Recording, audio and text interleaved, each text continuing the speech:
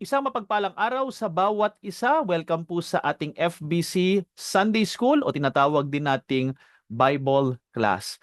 Ang ating pag-aaralan sa ngayon ay pagpapatuloy natin ang the ABCs of Christian Growth at balikan natin ng konti ang ilan na po sa mga napag-aralan natin. Sinimulan natin yan sa letter A, the assurance of salvation. Ang letter B naman ay tungkol sa Bible. Letter C about the church. At letter D naman ay about daily walk. Ngayon ay letter E, ito po ay tungkol naman sa the enemy at tinatawag sa Bible na si Satan. At ang pag-aaralan natin sa ngayon ay part 1. Sabi po ng 1 Peter chapter 5 verse 8, be sober, be vigilant, because your adversary the devil as a roaring lion walketh about seeking whom he may devour. Sabi ng ating lesson, the Christian life is a battle against our great foe, Satan, called the devil. Kung meron man tayong kaaway sa Bible, hindi po yung ating mga kapitbahay na minsan nakakainis, hindi rin po yung mga nakakainis na katrabaho o kung estudyante ka yung kaeskwela mo, hindi rin po yung gobyerno na alam nating matindi ang kinakaharap na korupsyon. Ang tunay na kaaway po natin ay hindi nakikita, isang spiritual enemy at yan po ay si Satanas, siya yung pinaka-leader and of course meron po siyang mga kakampi o may mga kampon din po siya. Sabi po ng ating lesson, by virtue of the fall of man, we became the devil's possession. So tignan natin ang sinasabi ng Ephesians chapter 2 mula po sa verse number 1. According sa Bible, and you hath he quickened who were dead in trespasses and sins. So spiritually speaking, tayo ay binuhay ng atin pong Panginoon na dati tayong mga patay spiritually speaking.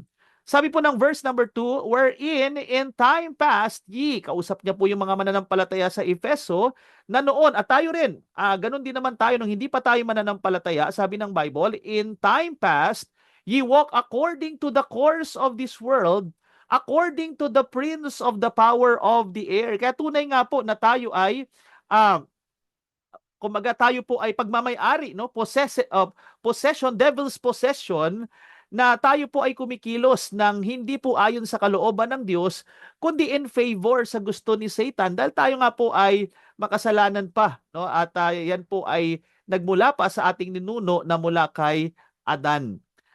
Next, tignan natin ang sabi po ng lesson natin, when we receive the Lord Jesus Christ as our Savior, this relationship of Satan and sinner is broken. So the moment na tayo po ay nanampalataya sa Panginoon, hindi na po tayo anak ng kaaway. Tingnan po natin ang sinasabi ng Ephesians chapter 5 verse 8. Sabi ng Bible, for ye were sometimes darkness. Tayo po dati ay nasa kadiliman.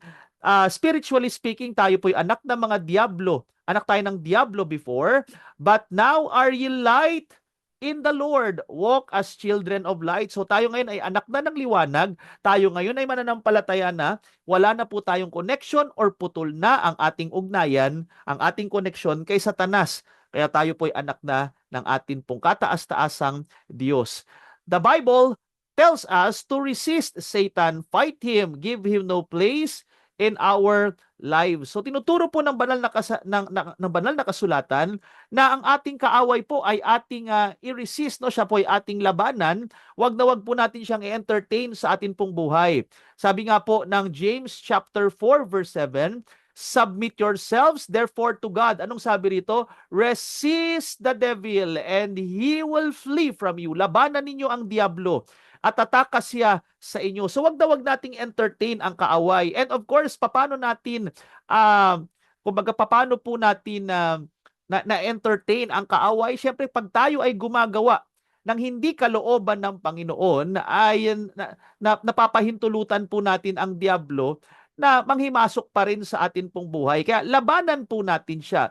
Wag na wag natin siyang pahintulutan sa ating buhay, sa ating pamilya, at sa atin pong church. Sabi pa nga po ng isa pang talata in Ephesians chapter 4, 26 to 27, be ye angry and sin not. let not the sun go down upon your wrath. So malinaw po mga kapatid, yes, bilang mga tao, normal na nagagalit po tayo. Hindi naman lahat ng galit ay masama. Alam naman po natin, even our God, bilang God of justice, bilang holy God, nagagalit po siya sa kasalanan. Pero ang paalala po ng banal na kasulatan, yes, pwedeng magalit, and sin not, huwag kang magkakasala. Let not the sun go down upon your wrath. So dito makikita natin, huwag na nating patatagalin lalo pag ito ay may kinalaman sa ating kapwa-tao. Bakit po? Sabi ng verse, neither give place to the devil, dahil pag ang ating galit ay hindi nating kinontrol, gagamitin po ng kaawayan, sasamantalahin niya po yan para tayo po ay kanyang kumbaga gamiting instrumento. Kaya wag na wag po nating papapasukin, wag nating pahintulutan ang kaaway na manghimasok po sa ating buhay. Alam po natin sa mga naunang pag-aaral po natin na hindi na po maagaw ang ating kaligtasan. Sa assurance of salvation po natin na lesson, nakita natin walang makakapaghiwalay sa atin sa Panginoon. Yes, we are saved, we are eternally secured, pero wag nating kalilimutan mga kapatid na may labang nagaganap. At pwede pong maging kagamit-gamit tayo in the sight of God o hindi na tayo maging kagamit-gamit dahil nagpadaya tayo kay Satanas. So unang pag-aaral po natin, number 1, ay the existence of Satan. May mga tao po, may mga skeptics sa Bible at syempre kasama ng kanilang pagdududa, hindi nila pinaniniwalaan na meron talagang literal na devil or Satan, at maaring ang iniisip ng ilan, ito ay puwersa lamang, ito ay imagination lamang, metaphor lamang o symbolical lamang. Pero mga kapatid, tingnan natin ang tinuturo ng Bible tungkol po sa nilalang na nagngangalang si Satan. Una po, the devil is mentioned in 7 Old Testament books. So sa 7 Old Testament books, binanggit po itong kaaway po natin. So Old Testament speaking, naniniwala po ang Old Testament na talagang meron pong nilalang na ang pangalan ay Satan na tinatawag ding devil.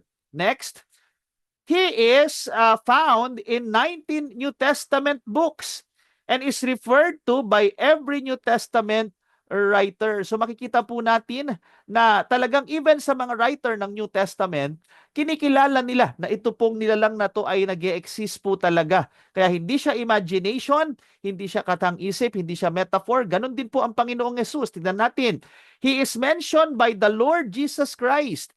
Tingnan natin ang mga few examples. Mismong ang Panginoong Jesucristo po ang nagsasabi na itong si Satanas, itong devil na tinatawag o the devil na tinatawag sa Bible ay isang literal na person na kaaway, hindi po siya isang puwersa lamang, hindi siya figure of speech lamang, kundi isang tunay na persona, espiritual na kaaway na nag-i-exist na hindi natin nakikita dahil siya nga po ay isang spiritual being. So tingnan po natin ang ilan sa mga talata na makikita natin talagang in the sight of the Lord Jesus Christ, ito po ay totoong person. Una, makikita natin dito sa Matthew chapter 4 verse 10. Then says Jesus unto him, tandaan niyo po, yung Matthew chapter 4 is all about the temptation of Jesus Christ. Get thee hence, Satan. So dito makikita natin merong isang nilalang na lumapit kay Jesus Christ na tinawag niyang Satan, tinutukso siya in Matthew chapter 4. So totoo talagang may kaaway, totoo itong si Satanas. For it is written, thou shalt worship the Lord thy God, and him only shalt thou serve. So yan po ang sinabi ng Panginoong Jesucristo kay Satanas. Kaya si Satanas, totoo po talaga siya. At wag natin siyang babaliwalain at wag nating paniniwalaan ang hindi mga biblikal na paniniwala.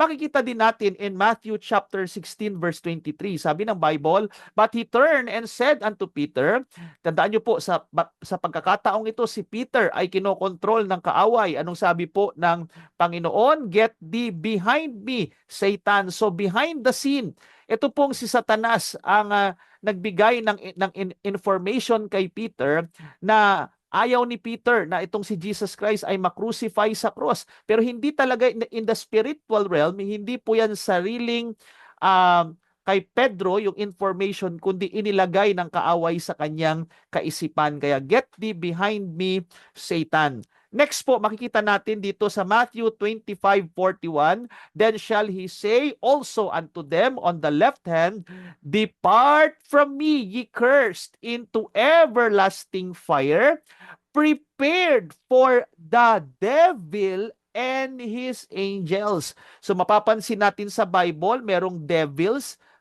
plural, pero pag the devil, singular, yan po ay tumutukoy kay Satanas, at dito malinaw na may mga anghel na sarili or mga fallen angels na kakampi po si Satan.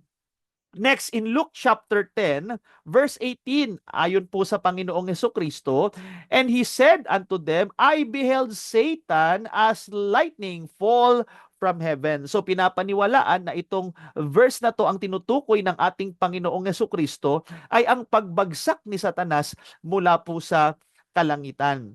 Next, tignan naman natin ang isa pang verse in Luke in Luke chapter 22 verse 31, and the Lord said, Simon, Simon, behold, Satan hath desired to have you, that he may sift you as wheat. So makikita natin dito, talagang ina-acknowledge ni Christ ang persona na nagngangalang si Satan. At sabi po dito sa John 8:44, ye are of your father the devil. So yan pong mga iilang verses po na yan na galing mismo sa Panginoong Hesukristo na nagtuturo po sa atin na talagang totoo sa pananaw ng ating Panginoong Hesukristo, which is pinaka-highest authority, sa kanyang pananaw, sa kanyang katuruan, naniniwala siya na ang kaaway, si Satanas na tinatawag na Diablo, ay isang literal na persona. Kaya yan po ang ating tunay, o siya po ang ating tunay na kaaway. Next, tignan natin yung number 2. Let's look at the origin of Satan. Ano ang sinasabi ng banal na kasulatan na pinagmulan po ng nilalang na ito? Letter A, Satan is a created being by the Lord. So malinaw po dito na lahat ng mga anghel, syempre kasama po diyan si Satanas, ay nilikha po ng ating Panginoong Jesus. Kung maintindihan po natin yung context ng Colossians 1:16. Tingnan po natin ang talata. Colossians chapter 1 verse 16, for by him, pag pinag-aralan nyo po yung konteksto ng talata, yung him po dyan, it refers to the Lord Jesus Christ. For by him were all things created that are in heaven and that are in earth. So malinaw po, lahat ng mga nilalang na nasa kalangitan, lahat ng mga nilalang na nasa kalupaan, visible, nakikita, and invisible. Siyempre, kasama po dyan ang mga spiritual beings, kasama ng angel, na obviously kasama po dyan si Satan, na dati pong anghel din ng Panginoon sa kalangitan. Whether they be thrones or dominions or principalities or powers. Ito po mga terms na ito, thrones, dominions, principalities or powers, yan po ay mga angelic titles in the Bible. Mapapansin nyo po yan, even sa kaaway, ay ginamit din po yung mga ilang titles na yan tungkol po sa ating mga kaaway. Kaya nga doon sa Ephesians chapter 6, di ba nabanggit doon, principalities, powers, rulers of the darkness of this world. So, yun po mga terms na yun ay angelic. In other words, may mga angels na kakampi ni God, may mga angels na fallen angels. Pero dala-dala pa rin nila ang mga titles na yun. Kaya masasabi natin, based sa mga iilang information na yan na inilagay sa Bible, meron din pong organization when it comes to the spiritual realm. At yan nga po, hindi naman siya ganun dinetalye ng Bible, pero binibigyan tayo ng idea na meron mga thrones, may mga dominions, principalities, at saka powers. Tignan pa natin ang mga ilang sa description, ito pong ating kaaway na ito na si Satanas. Letter B, makikita natin, Satan is described in Ezekiel chapter 28 verses 12 to 15 and Isaiah chapter 14 verses 12 to 15. So titingnan po natin ang ilan po sa mga talata po na yan at magkakaroon tayo ng konting idea dito po sa nilalang na tinatawag na Satan. So tingnan po natin mga kapatid. No? Sabi rito sa Bible, Ezekiel chapter 28, Son of man, take up a lamentation upon the king of Tyrus, and say unto him, Thus saith the Lord God, Thou sealest up the sum full of wisdom and perfect in beauty. So dito makikita po natin mga kapatid na ito pong being na ito ay hindi na po ito yung binabanggit doon sa naunang mga verses in Ezekiel chapter 28. Dahil kung babasahin niyo po yan from verse number 1, merong binabanggit na Prince of Tyrus. Obviously, yung Prince of Tyrus po doon ay tao, pero pagdating po dito sa verse number 12 at yung mga susunod na mga verses, lumalabas hindi na po ito tao. Tinawag siyang the king. Kung merong prince, merong king of Tyrus. So ito yung pinaka-king behind the scene. At sabi nga rito, thou sealest up the sum, wala ka nang hahanapin pa, no? Siya ay full of wisdom and perfect in beauty. So napakatalino nitong linalang na ito, napakaganda ng kanyang itsura, napaka-perpekto, kumbaga blameless when it comes to physical looks ito pong nilalang na ito. Tingnan natin. No? Kaya nga, by the way, bago nating ituloy, alisin niyo po sa isip ninyo na pag sinabing si Satanas, pangit ang itsura niya, no? Dahil wala naman pong sinabi sa Bible na pumangit siya. Ang pagkakasabi po dito, maganda ang itsura niya. Kaya nga po, hindi nakakapagtaka, di ba, pag sa mga produkto tungkol sa mga tukso, di ba, yung mga tungkol sa mga bisyo, alak, mga, kumbaga, tungkol sa mga paninigarilyo, bakit ang ginagamit nila ay mga nakakaakit na mga bagay? Kasi nga po, yan ang strategy ni Satan. Talagang maganda ang itsura niya. Talagang siya ay, kumbaga, um, physically speaking, talagang pasok na pasok yung lust of the flesh, lust of the eyes dito po sa kagandahan ng nilalang na ito. Kaya nga ang ganda ng sanlibutang ito ay yung nakikita lamang, hindi yung more than kumbaga yung behind the scene, hindi yung spirit ang tinitingnan kundi laman lang. At yan nga po, talagang makikita natin yan sa ating kaaway. Then sabi pa rito, thou hast been in Eden, the garden of God. Every precious stone was thy covering, the sardius, topaz, and the diamond, the beryl, the onyx, and the jasper, the sapphire, the emerald, and the carbuncle, and gold. So dito po makikita natin na may mga ilang commentators na naniniwala na para bagang itong nilalang na ito ay nung hindi pa siya nagkakasala, parang high priest ang dating niya kasi yung kanyang nakakabit sa kanyang mga damit, may similarity ito pag tinignan natin yung damit po ng mga high priest in the Old Testament. Tuloy pa natin. The workmanship of thy tabrets and of thy pipes was prepared in thee in the day that thou wast created. So makikita natin dito mga kapatid na merong binabanggit dito na tabrets and of thy pipes. So ito pong dalawang ito ay mga musical instruments. Kaya nga may mga ilang pananaw, komentaryo na itong si Satanas ay talagang mahusay sa music at makakapakinig pa nga tayo minsan or tayo ay makakabasa pa minsan ng mga ilang personal na mga komentaryo na maaring ito pa nga yung pinaka song leader sa langit dati. So again, hindi po ganun kalinaw yan sa Bible, pero may possibility kasi nga connected ang musical instrument or bahagi or connected sa kanyang katawan, ito pong musical instrument na ito. Kaya there's a possibility na mahusay talaga sa music itong kaaway. No wonder sa panahon po natin, isa sa mga ginagamit na instrumento ng kaaway to deceive people ay sa pamamagitan po ng music. Nag-e-inject po siya dyan ng mga maling turo, ng mga kahalayan at yung mga iba-iba pa sa pamamagitan ng pakikinig ng music. Kaya nga, we have to be careful. Makamamaya, kanta tayo ng kanta, hindi natin alam, satanic na pala yung pinakikinggan natin. Huwag yung kalilimutan, magaling sa music itong kaaway po natin. Next, tuloy natin, thou art the anointed cherub that covereth. So makikita natin dito, anong klaseng angelic being itong kaaway natin? Sabi rin, anointed cherub. Kung kayo'y familiar sa cherubim, ay ayan po yan, malapit po yan sa trono ng Diyos. Kaya talagang mataas na angelic being itong si Lucifer. Makikita natin yung iba pang information maya-maya.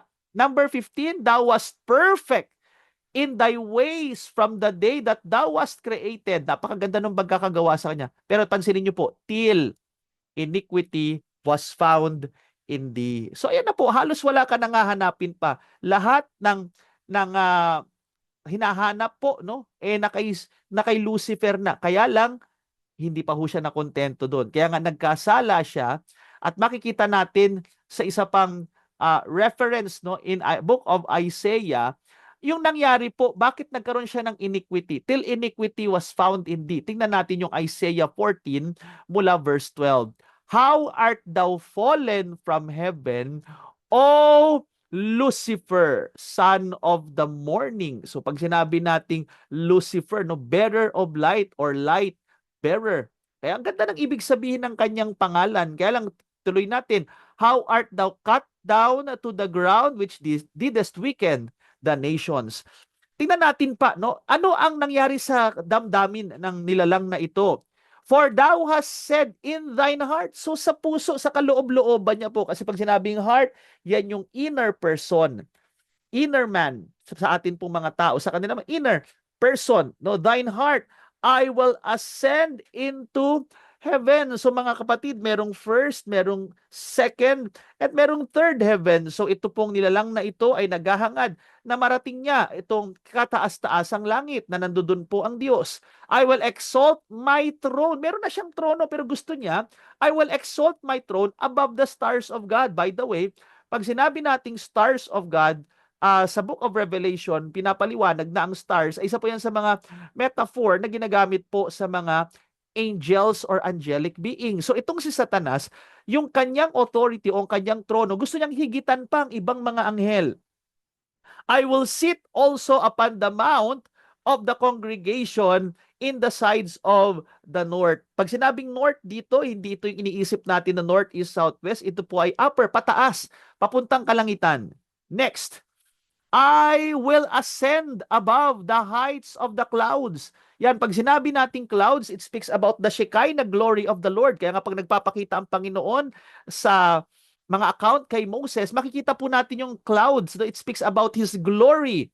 Then, I will be like the Most High. Gusto niyang maging kagaya, maging kapantay. I will be like the Most High. Nalimutan po ng nilalang na ito na siya'y nilalang lamang at hindi niya kailanman mapapantayan ang manlilikha. Kaya dahil po dito, yet thou shalt be brought down to hell, to the sides of the pit. So mga kapatid, makikita natin sa puso po ng kaaway ni Satanas, maganda na siya, wala ka nang hahanapin pa sa kanya, pero hindi siya nakontento doon.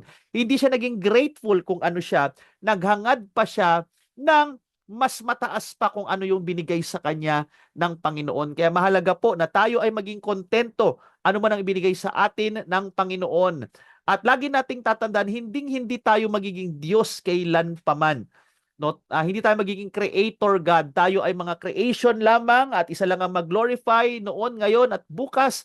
Yan po ang kataas-taasang Diyos, ang Father, Son, and the Holy Spirit. So yan po ang ilan sa mga information regarding po dito sa kaaway natin na si Satanas. No, isa siyang napakagandang nilalang pero dahil nga sa kanyang ano na ito, no, sa kanyang pride na ito sa kanyang sarili, ay hinangad niya na maging kagaya ng Diyos. At ganyan din po ang mga nangyayari sa paligid natin. At huwag niyong kalilimutan na yan din ang ginamit na temptation ni Satanas na serpent doon sa Genesis chapter 3 na sinasabi niya kay Eva na magiging mga Diyos po sila. Nagsimula sa kanya yon, yung temptation o yung kanyang naging pagpapasya ay ginamit niyang temptation doon kila Eva. At yun, sad to say, ay bumagsak po si Eva at si Adan naman later on ay kinain din yung pinagbabawal ng puno ng ating Panginoon. So tingnan pa po natin ang ilan sa na information tungkol kay Satanas. Let's go to number 3, Satan's character. Ano po yung ilan? Hindi po natin matatakel lahat. Ilan lang po sa mga major na character o ugali, no, karakter nito pong nilalang na ito. Una, he is a thief. Isa po itong magnanakaw. Maganda po itong parable, no, sa Matthew chapter 13 verse 19. Kung kayo ay familiar sa parable of the sower.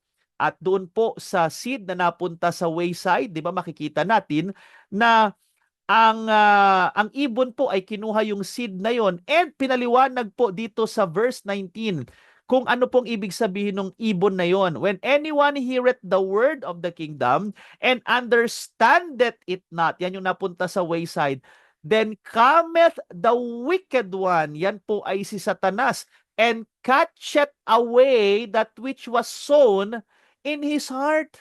This is he which receives seed by the wayside. So mga kapatid, kaya pala may mga tao na nakikinig din naman ng preaching.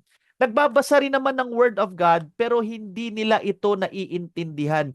Hindi ito pumapasok o hindi ito nagbubunga sa kanilang mga puso kasi merong ibon, merong magnanakaw na ninanakaw po itong seed of the Word of God sa mga puso po ng mga tao. Kaya nga, seryosohin po natin pagdating sa salita ng Diyos. Huwag nating hayaan na ang kaaway si Satanas ay dagitin, kunin itong mabuting binhi na to na inihahasik sa atin pong mga puso, mga kapatid. Dahil sa Satanas, magnanakaw siya. Ninanakaw niya ang mahalagang salita ng Diyos na kung saan magbibigay sana ng kaunawaan sa mga tao. Kaya nga may mga tao na kumbaga parehas namang nakinig ng mabuting balita pero may nakakaintindi, merong mga hindi nakaintindi kasi ninakaw na po ng kaaway at hindi po sila naging aware sa mga bagay na ito. Kaya mag-focus po tayo pagdating sa pakikinig ng salita po ng Diyos. Dahil pag hindi, naku, sayang lang. Sayang na yung mga preachings na talagang malinaw at nangungusap ang Panginoon, pero pag ang ating attention ay biglang napaling na sa iba, ay wala na, nadagit na ng kaaway. Letter B, tingnan po natin, he is subtle. Tingnan natin ang 2 Corinthians chapter 11 verse number 3. Tingnan nyo po, but I fear lest by any means as the serpent beguiled Eve through his subtlety, so your minds should be corrupted from the simplicity that is in Christ. So tandaan nyo po, ang kaaway natin ay tuso. In fact, kahit tignan nyo po sa Genesis chapter 3 verse 1, yung serpent po, yung ahas, na sinabi din po doon na ito nga pong nilalang na ito ay tuso or subtle. Kaya talagang mag-ingat po tayo dahil kung hindi tayo grounded sa salita ng Diyos, mga kapatid, ay talagang madadaya tayo ng kaaway. Tuso po ito. Wais po itong kaaway po natin. Tandaan po natin, tayo po, ilan lang ang lifespan po natin. Itong kaaway natin, mas matanda pa ito sa ating planeta. Kaya talagang magaling po ito. May convincing power, magaling mandaya, magaling manguto, magaling manloko, magaling mag-spread ng fake news. Kaya we have to be very, very careful. Mag-stick lang po tayo kung anong sinasabi ng salita ng Diyos. Yan po ang magbibigay proteksyon sa atin laban sa mga kasinungalingan ng atin pong kaaway. Next, makikita natin itong ating kaaway, he is a murderer. Murderer. Sa paano pong paraan? Tingnan natin sa John 8:44. Ye are of your father the devil, and the lust of your father you will do. He was a murderer from the beginning. So, doon pa lang sa Genesis chapter 3, ay pumatay na po doon si Satanas. Paano? Dahil po sa ginawa niyang pandaraya. Tandaan niyo po, para siyang, kumbaga kung ilalagay natin sa panahon natin, binigyan niya ng lason itong si Eva at saka ganun din si Adan kasi kinain din ni Adan bagamat hindi nadaya po itong si Adan, kinain pa rin niya. So that is murderer. Dahil nagsimula po nung nakain po ito ng tao, nung niloko niya mga tao, at nakain nila itong lason na ibinigay ni Satanas, so diyan na po nagsimula ang kamatayan sa atin. Originally, ang design po ni God ay hindi tayo mamamatay. Pero nung kinain po ni Adan o ni Eva at saka ni Adan yung pinagbabawal na puno ng Diyos, yung tatlong bahagi ng ating pagkatao ay naapektuhan po yan, kagaya po ng ating spirit, ito po ay namatay, tayo po ay nahiwalay, ibig sabihin yan, yung ating relationship with the Lord. Yung ating namang soul, nung tayo po ay nagkasala, mapapahamak sa impyerno, at ang physical body natin tumatanda, nanghihina, at isang araw mamamatay physically. Kaya yung ginawa po ni Satanas na yun, he is a murderer from the beginning, mga kapatid. At nakakalungkot pang sabihin, ang mga taong pumapatay din ngayon, ang kanilang tatay ay walang iba kung hindi itong si Satanas. At dati tayo rin, pero salamat nung naligtas po tayo, putol na ang ating ugnayan sa kanya. Next, isa pa po sa makikita nating kanyang katangian, he is a liar. Mga kapatid, sinungaling po itong kaaway po natin. Again, balikan natin ng John 8:44. Sabi nga po doon, after nung sinabing siya ay murderer, and abode not in the truth, because there is no truth in him. When he speaketh a lie, he speaketh of his own, for he is a liar and the father of it. So si Satanas ang ama ng kasinungalingan. Walang totoo sa kanya. Kaya lahat ng sasabihin ng kaaway, wag nating paniniwalaan. Sa Bible lang po tayo maniniwala. Salamat, we have the Word of God. We can know the truth. Paano natin malalaman kung yan ay boses o yan po ay nanggagaling sa kaaway? Dapat alamin mo ang katotohanan, dahil pag alam mo ang katotohanan, alam mo na rin kung ano ang kasinungalingan. Kasi pag ang isang turo ay kumokontra sa katotohanan ng sinasabi ng Biblia, yan po ay kasinungalingan na mula po kay Satanas. Okay? Kaya nga po yung mga bulaang mga propeta, mga bulaang tagapagturo, yung mga napapanood natin sa palabas, yung mga napapanood nating mga teleserye na yan, telenovela, Korean novela, naku, punong-puno po ng kasinungalingan yan. Kahit ang mga cartoons, kahit ang mga anime, punong-puno po ng mga kasinungalingan yan. We have to be careful. Kailangan grounded tayo sa katotohanan ayon sa Bible. Next, tignan natin ang letter E. He is a deceiver. Ayan po, manluloko itong, manlilinlang, manluloko po itong kaaway po natin. Sabi nga ng Revelation chapter 12 verse 9, and the great dragon was cast out, that old serpent, kasi siya yung serpent sa Genesis chapter 3, called the devil and Satan, which deceiveth the whole world. Dinaya niya ang buong mundo. He was cast out into the earth, and his angels were cast out with him. So ito pong kaaway natin, he deceiveth the whole world. Manluloko, mandaraya po itong kaaway po natin. Wag na wag tayong magpapadaya sa kanya.